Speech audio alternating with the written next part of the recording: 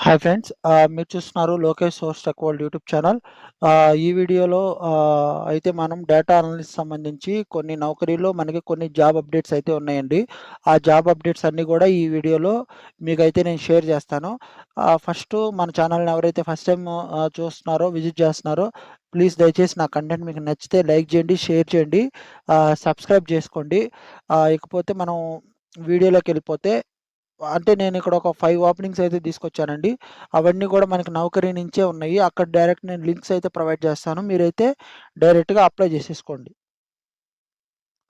ఇప్పుడు ఇది చూస్తే మనకి డేటా అనలిస్ట్ అని చెప్పని అనలిస్ట్ కన్సల్టెంట్ అనైతే ఉందండి ఓపెనింగ్, నేమ్ ఇచ్చారు.